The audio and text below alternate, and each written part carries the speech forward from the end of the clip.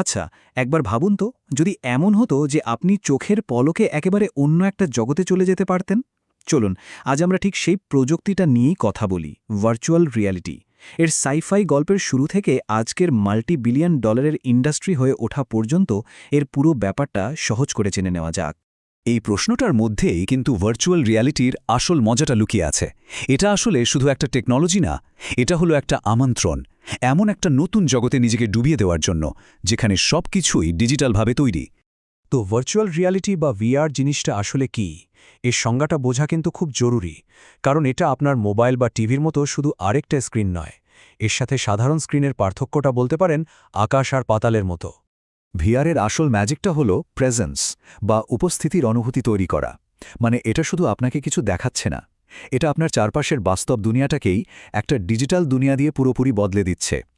ফলে আপনার মনে হবে আপনি সত্যিই ওই ভার্চুয়াল জগতের ভেতরেই আছেন, বাইরে থেকে কোনো স্ক্রিনের দিকে তাকিয়ে নেই।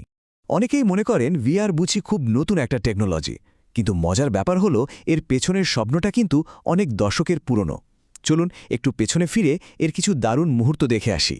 ভাবা যায়, এর যাত্রা শুরু হয়েছিল সেই ১৯৬২ সালে। সেন্সোরামা নামে একটা মেশিন ছিল, যেটা শুধু ছবি বা শব্দই না, গন্ধের অনুভূতিও দিত।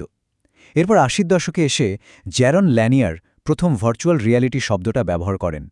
কিন্তু আসল খেলাটা ঘুরে গেল ২০১২ সালে, যখন অকুলাস রিফট নামের একটা হেডসেট টেকনোলজিটাকে সাধারণ মানুষের হাতের নাগালে নিয়ে এলো। আর এখন তো অ্যাপল ভিশন প্রো এর মতো ডিভাইসগুলো ভিআরকে শুধু বিনোদন না, বরং কম্পিউটিংয়ের ভবিষ্যৎ হিসেবে তুলে ধরছে।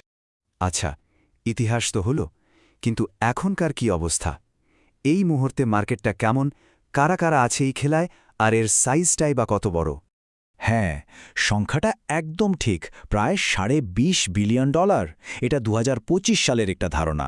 মানে বুঝতেই পারছেন, এটা এখন আর কোনো ছোটোখাটো বা পরীক্ষামূলক প্রযুক্তি নেই। এটা রীতিমতো একটা ইন্ডাস্ট্রি, যা অনেক দেশের ফিল্ম ইন্ডাস্ট্রির থেকেও বড়।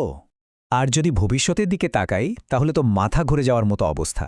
2030 সালের মধ্যে এই মার্কেটটা 4 গুণেরও বেশি বেড়ে $85 বিলিয়ন ছাড়িয়ে যেতে পারে। আর ঠিক এই কারণেই কিন্তু গুগল, মেটা, অ্যাপলের মতো বড় বড় কোম্পানিগুলো এখানে বিলিয়ন বিলিয়ন ডলার ইনভেস্ট করছে।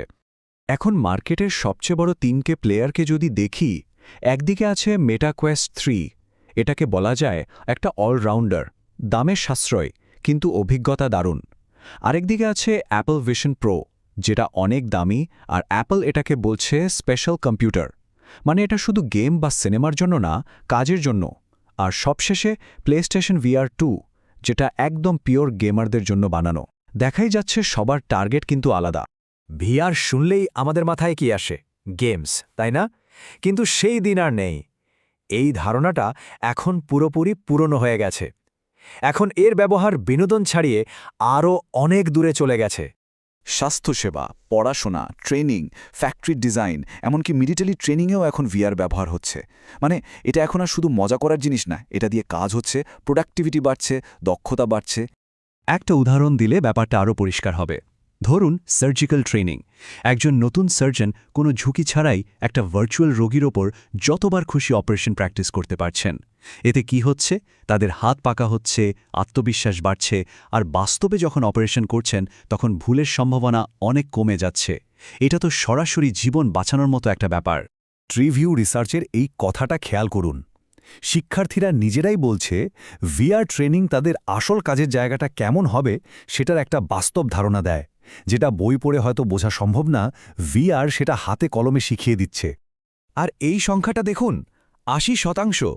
ভিআর দিয়ে ট্রেনিং নেওয়ার 1 বছর পরেও কর্মীরা প্রায় ৮০% জিনিস মনে রাখতে পারে। সাধারণ ট্রেনিংয়ের ক্ষেত্রে এই হারটা অনেক কম। কোম্পানিগুলোর জন্য এর থেকে ভালো ইনভেস্টমেন্ট আর কি হতে পারে, তাই না? তো আমরা দেখলাম ভিআর কি, এর ইতিহাস, বর্তমান বাজার। এবার চলুন একটু ভবিষ্যতের দিকে তাকাই। এই টেকনোলজি আমাদের বাস্তবতার ধারণাকে কিভাবে বদলে দিতে চলেছে সেটা দেখা যাক। ভবিষ্যৎ নিয়ে কথা বলতে গেলে 3টা টার্ম আমাদের বুঝতে হবে: VR, AR আর MR। VR তো আমরা বুঝলামই, পুরো দুনিয়াটাই ডিজিটাল। AR বা অগমেন্টেড রিয়ালিটি হলো আমাদের বাস্তব জগতের উপরেই ডিজিটাল তথ্যের একটা লেয়ার, যেমনটা পোকেমন গো গেমে হয়। আর মিক্সড রিয়ালিটি বা MR হলো এই দুটোর মিশ্রণ।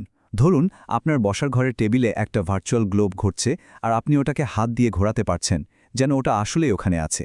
এই সব কিছু মিলিয়ে তৈরি হয় এক্সটেন্ডেড রিয়ালিটি বা XR। ভবিষ্যতে কি আসছে আরও স্মার্ট আর বাস্তবসম্মত ভার্চুয়াল জগৎ যার পেছনে থাকবে আর্টিফিশিয়াল ইন্টেলিজেন্স।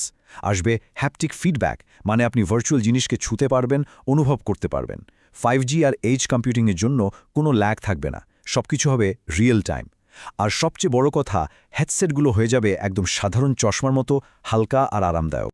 শেষ করার আগে একটা প্রশ্ন রেখে যাই, যখন আমাদের এই ডিজিটাল আর বাস্তব জগৎ মিলেমিশে এক হয়ে যাবে, তখন বাস্তব জিনিসটা আসলে কি হবে? আমরা রিয়ালিটিকে কিভাবে সংজ্ঞায়িত করব?